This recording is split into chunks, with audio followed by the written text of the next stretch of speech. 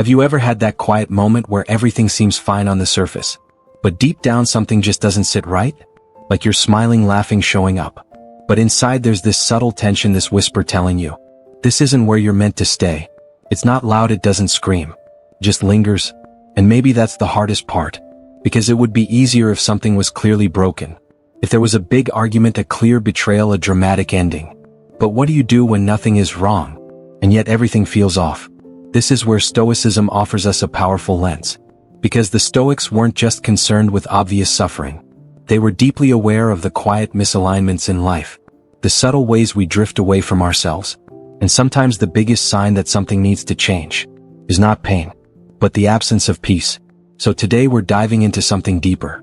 Not just when to walk away from relationships, but when to walk back toward yourself. Because sometimes the real crossroads isn't between you and another person. It's between who you are and who you're becoming. And if you've ever felt that pull, that quiet inner resistance, then stay with me, because this might be the conversation you didn't know you needed. And before we go further, take a second to like, share, and subscribe, because you never know who else might be silently struggling with the same questions. And every moment you spend here could be the one that shifts everything. Now let's begin. There's a kind of betrayal we don't talk about enough. And it's not someone betraying you. It's you betraying yourself. Have you ever agreed to something you didn't truly want, just to keep the peace? Have you ever stayed silent when something bothered you, just to avoid conflict? Have you ever shrunk parts of yourself so someone else could feel more comfortable? That's self-betrayal. And the Stoics would say this is one of the most dangerous places to live. Because when you consistently ignore your own truth, you slowly lose your sense of direction.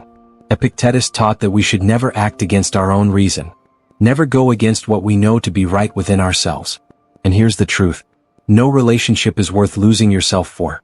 Because once you lose that connection, everything else begins to feel hollow. So ask yourself honestly, where in your life are you saying yes, when your soul is quietly saying no? Another subtle sign something needs to shift is emotional dependency. Now this one is tricky, because it often disguises itself as love or loyalty. But there's a difference between connection and dependence. Connection empowers you. Dependence weakens you. The Stoics emphasized inner independence. The idea that your peace, your happiness, your sense of self should not be entirely controlled by external people or circumstances. But what happens when your mood depends on someone else's attention? When your sense of worth depends on their validation? When your day rises and falls based on how they treat you? That's not freedom. That's attachment. And attachment in this sense can quietly trap you. Because instead of choosing the relationship, you start needing it. And when you need something, but because you're afraid of losing the connection. Seneca warned about this kind of emotional dependency. He believed that we should enjoy relationships, but never become enslaved by them. So take a moment to reflect. Are you choosing this relationship freely? Or are you holding on to it because you feel like you can't function without it? Because real connection should feel like a choice, not a necessity for survival. Let's talk about something even deeper. Alignment. Not just with another person, like they made sense in a past chapter, but now they feel out of place. Some conversations won't resonate anymore. Some dynamics won't feel right anymore. Some people won't understand the direction you're heading. And that's okay. It's about honoring where you are now. So if a relationship feels like it belongs to your past, don't force it into your future. Instead, appreciate it for what it was, and have the courage to move forward. Another powerful sign to pay attention to is how you feel after spending time with someone. Not during, after. Because during, you might be distracted, entertained, caught up in the moment. But afterward, that's when the truth settles in. Do you feel lighter or heavier?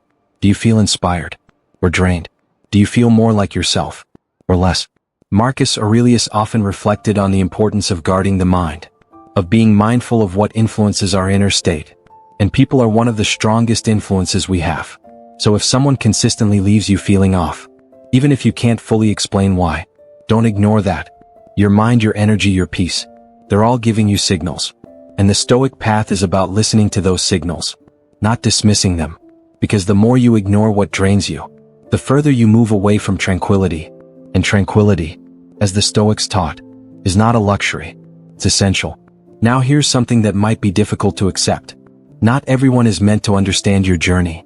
And that doesn't make them wrong. And it doesn't make you better. It just means you're on different paths. One of the hardest things in life is letting go of the need to be understood by everyone, especially by those we care about. But Stoicism reminds us that we don't control how others see us. We only control how we live.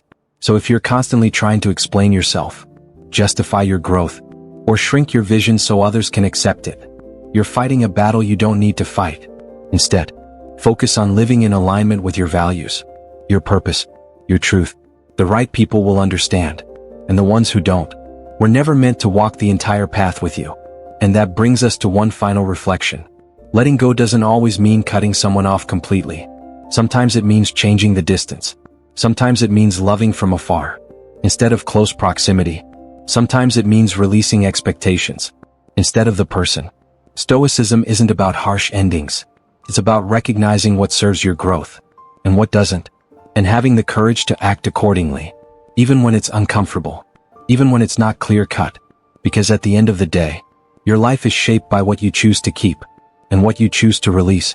So if you're standing at that quiet crossroads, feeling that subtle pull, don't ignore it. That feeling is not confusion, it's awareness, and awareness is the first step toward transformation. As we wrap up, remember this: you are not here to maintain every connection. You are here to grow, to become. And sometimes, becoming requires letting go, not out of resentment, but out of respect for yourself and the life you're building. If this resonated with you, take a moment to reflect on your relationships, not with judgment, but with clarity. And if you're ready to keep growing, there's more waiting for you in the next video. Until then, keep choosing truth, and most importantly, keep choosing yourself. If this video gave you something to reflect on, like it, share it, and subscribe for more.